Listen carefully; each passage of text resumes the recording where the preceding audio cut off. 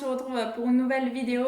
Et aujourd'hui, on se retrouve pour un épisode de Boruto, cette fois-ci sur l'épisode 158 qui s'intitule Le Disparu. Et donc cet épisode fait fortement penser à un hors-série. Or, ça n'en est pas du tout un. Je vais vous expliquer ça plus en détail et ce ne sera pas du tout un spoil puisque si vous analysez bien la fin de l'épisode dernier et celui-ci, ça tombe sous le sens. Donc voilà, il y a un petit truc que je vais vous dire au cas où vous n'auriez pas compris. Mais voilà, c'est pas vraiment du spoil puisque ça se voit. Si vraiment vous analysez bien, comme je le disais, la fin de l'épisode dernier et celui-ci. Donc je vais vous en parler en temps voulu. Là, je viens de voir que c'est pas très droit. Alors je vais y remédier tout de suite. C'est un peu mieux. Je sais pas si c'est terriblement mieux, mais c'est un petit peu mieux. Donc comme vous le voyez, j'ai un petit gant à cette main-ci, voilà comme on le voit dans l'épisode, que Sasuke lui donne un gant pour que justement il puisse cacher le sceau qu'il y a sur sa main pour pas que ça ne puisse éveiller les soupçons ou quoi que ce soit, que ça puisse être trop voyant et que les gens se posent des questions ou que alors qu'ils croisent quelqu'un de Kara et qu'ils puissent le repérer, le kidnapper ou je ne sais quoi. Donc voilà, Sasuke préfère prendre ses précautions et demande à Boruto de mettre un gant. Donc Boruto, lui, il trouve que ça fait un style. Moi aussi, je trouve que ça fait un style. Par contre, je suis pas forcément fan puisque là, on est en été et que déjà en veste, je crève de chaud. Mais alors avec une mitaine, un gant, c'est encore pire. Mais enfin bref, je souffre. Mais j'adore ça. J'adore vous parler des reviews d'anime en cosplay. C'est vraiment quelque chose que je fais depuis le début de ma chaîne et que j'adore faire. Je trouve que ça met vraiment de l'entrain à la review et c'est vraiment ce que j'aime. Donc c'est pour ça que j'ai mis moi aussi une petite mitaine pour vous tourner cette petite vidéo. Mais trêve de bavardage, on va rentrer dans le vif du sujet. Donc on retrouve justement, comme je vous le disais, Sasuke qui donne ce gant à Boruto pour que quand il part en mission, son sceau n'éveille pas la curiosité. Et on a donc Boruto qui s'entraîne au lancer de shuriken avec Sasuke et on voit que Boruto, il lance son shuriken avec une puissance tellement grande qu'il arrive à briser la cible et même à faire une entaille sur un rocher. Donc voilà, un lancer de shuriken avec une force, une belle force. J'ai bien aimé le fait de voir que Boruto mettait de la force même dans un lancer de shuriken. Ça m'a fait bien plaisir. Visiblement, il commencerait vraiment à avoir des capacités vraiment très sympas, Boruto. Alors peut-être grâce au Kama, on ne sait pas encore, on ne sait pas trop. Et Sasuke donc qui le supervise en lui donnant ce fameux gant. Ensuite on retrouve donc Boruto qui va devoir effectuer une mission de recherche de disparition et donc ils vont se rendre au pays de la vallée avec un nouveau Junin en plus de Konohamaru qui s'appelle Mugino. Et donc sans vous spoiler, je vais vous dire que Mugino c'est un personnage plus ou moins très important dans la suite justement des aventures principales de Boruto que l'on voit d'ailleurs dans le scan de Boruto, dans les mangas de Boruto. Donc Mugino c'est un personnage, un Junin de Konoha qui va faire cette mission avec l'équipe 7 et Konohamaru également et qui semble d'ailleurs avoir, donc en gros il aurait effectué des missions dans différents petits pays, donc pas dans les 5 grandes puissances des villages ninja, mais dans les plus petits pays où là il y aurait plus ou moins du grabuge plus ou moins tous les jours et donc il aurait effectué des missions justement dans ces pays-là pour les aider justement à arrêter les conflits. Donc c'est un personnage plutôt très intéressant. En tout cas, il a fait des missions qui servent à quelque chose pour aider justement les plus petits pays à essayer de prospérer. Donc voilà, un personnage qui vraiment mérite, je pense, qu'on s'y attarde et qu'on en apprenne plus. Boruto le trouve chiant pour l'instant parce que c'est un personnage justement qui fait attention, qui se méfie de chaque personne qu'il croise. Donc il dit même clairement à Boruto de se méfier de lui-même, de Mugino.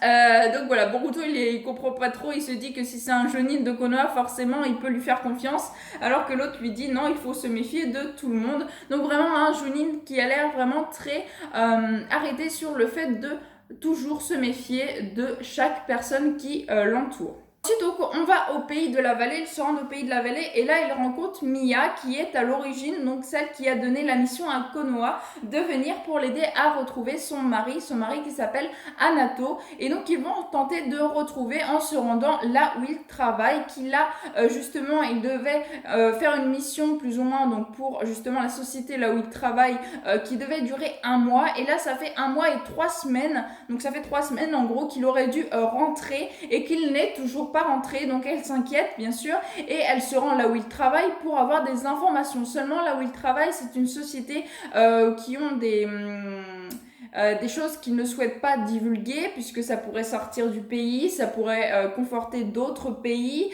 ça pourrait également, ils ont des plantes en voie de disparition donc ils ne souhaitent pas que d'autres villages puissent se les approprier, etc. etc.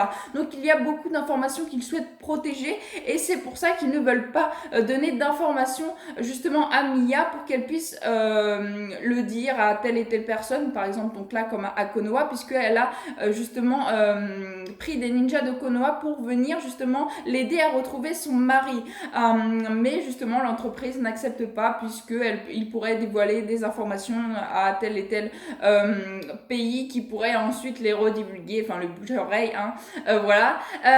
Mais par contre, donc pendant cette scène-là où Mia bien sûr va s'énerver puisqu'elle n'a pas d'informations et elle souhaite plus que tout au monde retrouver son époux, eh bien on a un grabuge qui va démarrer et on a Mitsuki dans l'ombre qui va justement envoyer un serpent sur l'ordinateur de celle qui ne veut pas leur donner des informations et qui va pouvoir trouver là où justement Anato et les autres qui se seraient occupés de cette fameuse mission auraient disparu. Et donc il va obtenir ces informations-là qui va bien sûr, après qu'il soit sorti de cette fameuse entreprise, dévoiler à Boruto et aux autres pour pouvoir justement s'y rendre. Seulement sur le chemin, donc ils vont les mener justement à là où Anato a pu disparaître, ils vont se retrouver pourchassés par un groupe de personnes qui semblent être des ninjas, mais on ne voit pas leur bandeau ni rien, donc on ne sait pas vraiment si c'est des ninjas.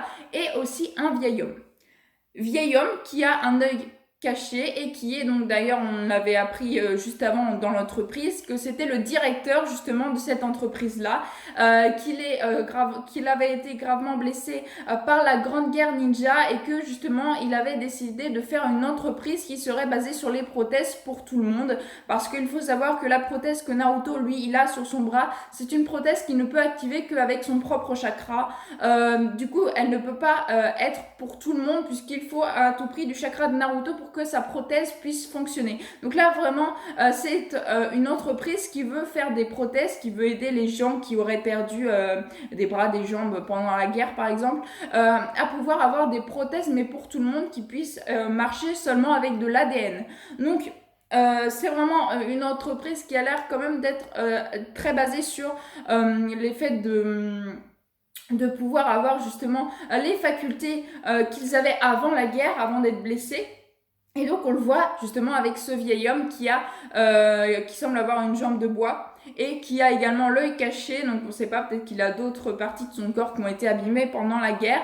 Et donc ce personnage-là veut justement faire en sorte de pouvoir générer des prothèses et autres pour aider les gens justement la guerre avec seulement donc de l'ADN. Et c'est pour ça qu'il a créé cette entreprise et que des gens comme Anato, comme le mari de Mia, sont employés dans cette entreprise. Et donc il s'était inquiété justement de ne pas voir ces chercheurs revenir depuis 3 semaines en plus de leur délai de mission. Donc il s'est rendu pour essayer de les retrouver, et Boruto comme ça qui rencontre Boruto et son groupe pour justement leur révéler des informations, leur dire où est-ce qu'ils ont cherché telle et telle personne, qu'il y en a qu'ils ont retrouvé malheureusement morts, mais que Anato ne faisait pas partie de ces personnes-là.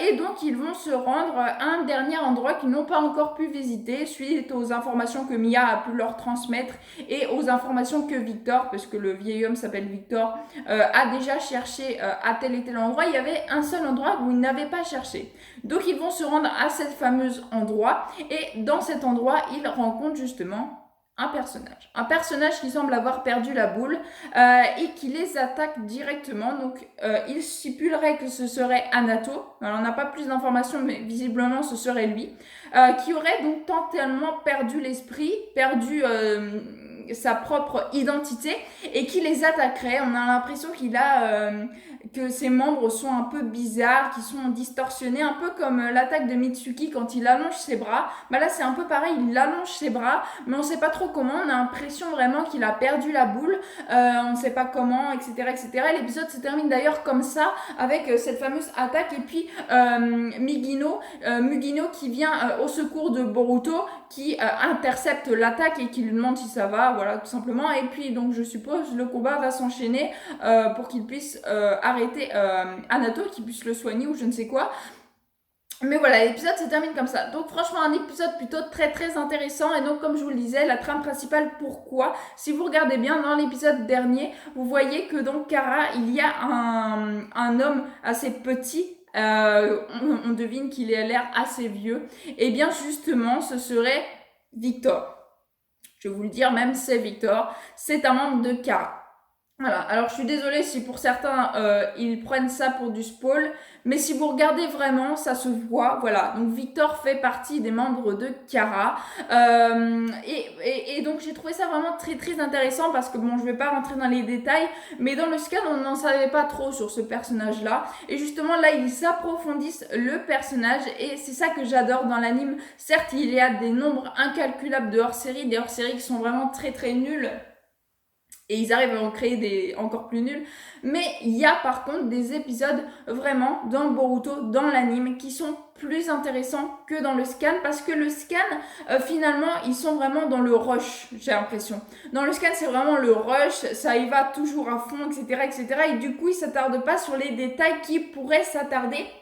Et que justement, l'anime fait. Donc ça, pour ça, franchement, l'anime, je trouve que c'est génial puisque ça nous apprend des choses qu'on n'a pas dans le scan et qu'on n'aurait pas eu dans le scan.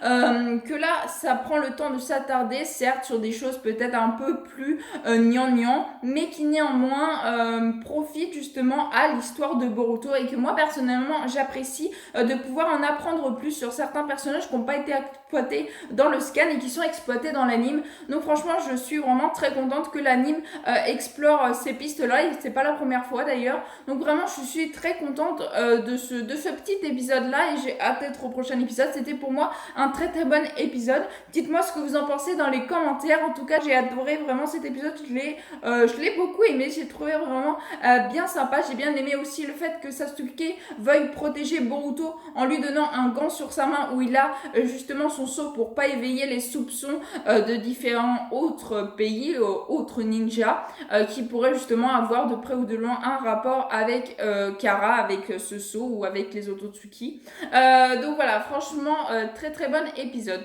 En tout cas, j'espère que vous aurez passé un bon moment en ma compagnie. Si vous avez aimé, n'hésitez pas à liker, à commenter, à partager et à vous abonner. Ça me ferait vraiment très très plaisir. Je vous souhaite une excellente fin de journée. Portez-vous bien et moi je vous dis à la prochaine. Ciao ciao.